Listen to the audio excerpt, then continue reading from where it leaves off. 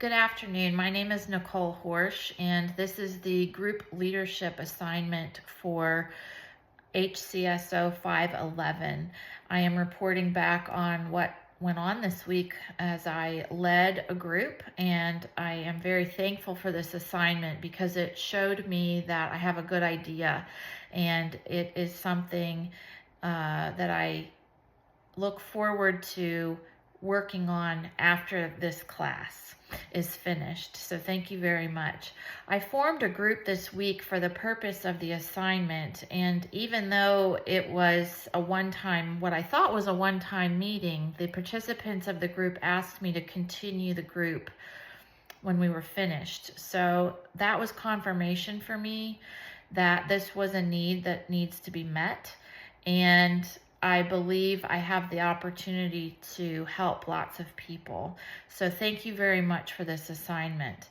The group I proposed in the initial assignment is a support group for parents with adult children. And, I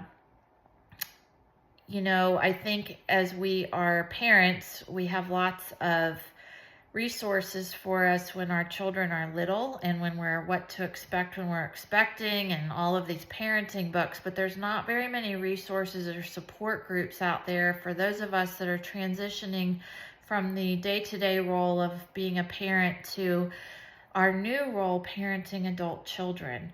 And how do we go about that and do it well while still maintaining our own peace and moving through our seasons of life? So this group was meant to discuss the challenges of that transition and to give people a place to discuss and ask questions and to discuss challenges and to hear some wisdom. So I invited about 7 women ages 45 to 60 to join the group. This was to be held during our lunch hour. These women were women that I work with who all have adult children. 5 women responded and joined me in a conference room, and we were able to share there privately with the door closed. It was a very safe environment. We sat around a conference table. I shared with them the context of the assignment and what my class was studying. I reiterated that the content that was discussed in the group discussion was not necessarily what I would be sharing in my assignment, but more about how the group dynamics and played out and my own leadership skills played out, so that they understood I wouldn't be discussing their personal information. I then asked the group to also respect one another's confidentiality and privacy, and everyone agreed that they would keep the content of the discussion within the bounds of that room for that day. They all agreed verbally and understood. I also let them know that the group would meet for about 45 minutes so that they understood the time frame we were working within and would be aware of that when they were sharing themselves. Everyone in the group already knew one another, but not necessarily the ages of each other's children. So for the opening exercise, I just asked everyone to go around and share how many children they had and the ages. I then introduced the book that inspired the group, and that book is called Doing Life with Your Adult Children, Keep Your Mouth Shut and the Welcome Mat Out, and it's by Jim Burns. I used 2 rounds to facilitate an open discussion. The first round that I used is I posed a fill-in-the-blank question, and that was the most challenging part of being a parent of adult children is. I gave them a little less than a minute to think on that, and when I saw someone who looked ready to share, I called on them first, and then they went around the room. This was a pretty easy question to answer for everyone, so it was a great opener. And it sparked some side conversations, but then I wanted to move on to share some things from the book. So I took the title of the first chapter of the book, which is You're Fired, and I started another round by introducing that chapter title and then asking everyone what did they think that meant. And that took a little more thought, but everyone went around and answered that question, and it then generated some more natural conversation and back and forth between members, between me and the members. And, the Jacobs text that we're using in class talks about the benefit of the round and how it is probably the most useful tool, and I can agree with that. I felt as though I was able to get discussion going quickly and I wasn't pulling information out of people. One of the members of the group was newer to our coworkers. She was recently hired, so I don't think she felt quite as comfortable initially with everyone. But the use of the rounds made it very easy for her to participate quickly, and also for her to listen and start to get to know her peers a little bit better. So again, I concur with the authors of our text that is one of the most useful tools that we have. Moving on, I then did do what they call a mini lecture, and I gave some illustration and explanation from the book because the members of this group had not read the book yet. Although they are ordering it, we are going to go through the book together. We then had a transition from that mini lecture to a question that I took from the book discussion questions that are offered in the back of the book. And this was talking about the necessity of acknowledging the loss of our children as a meaningful and necessary loss.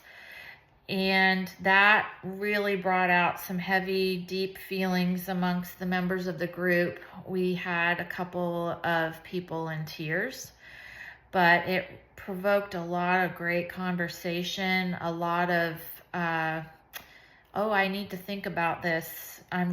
People began journaling a little bit and writing down some notes for themselves to take away. And I was really pleased to see that. I then at 45 minutes began to wind up the group, and I actually used a prayer that is used in the book to close out the group. So the group went great. As I said, people asked if we could continue. I think it did go well because I planned it well, and Jacobs talks about that in the textbook about the need to plan well, and that groups that aren't planned well usually fail or don't go so well. And for two things, I believe you are honoring your members' time, but you're also honoring those deep, hard feelings when you make a plan for them. Having people share deep, hard emotions, but not having a roadmap and a plan of where we're going to go with those feelings is really important. So I tend to be a very spontaneous person, and I am learning that I need to plan well before these groups, and I did that, and the proof was in the pudding. They asked could they come back. They moved through the content very well. They weren't left in tears. They got to some tears, but they moved through that, and it just ended well. I was careful not to overshare my own experiences. I love to talk, and I'm a talker. I think people like me are drawn to these types of jobs and activities, but we have to be mindful of oversharing and not taking over conversation. And I think I did that well, but I did find it challenging. In one of our other classes for life coaching, we were given tools like, putting our hand and feeling our fingers in our thighs. And I found myself doing some of those tools just to keep myself quiet and listening and engaged. I did a very good job of active listening, asking some questions, using visual cues to tell someone when it was time to speak or to notice that someone else was ready to speak. So I think I was able to pull upon those tools that we were given in class very well. And just to wrap it up, the book of Galatians is filled with wisdom regarding group work. It's about the body of Christ and how we can help one another. And Paul tells us to bear one another's burdens in chapter 6. He also tells us that when we learn something, we're supposed to share it with others and even share it back to the people who teach us, which I think is what is wonderful about group work. I learned just as much from my participants as I was sharing, probably even more. And also, Paul reminds us to not be weary of doing good for one another. And this group work is good work. It's effective. And it's not so much as the burden being on the leader, but just to be there and a facilitator. So, it was just neat to see Galatians 6 come alive in this activity. And also, groups are effective spaces for us to bear one another's burdens and then walk away and get back to what we need to do throughout the day.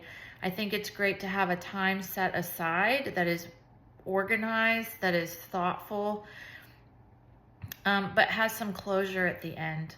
So once again, thank you so much. I think I went over time a little bit. I hope you can forgive me. Like I said, I'm a talker. Thank you.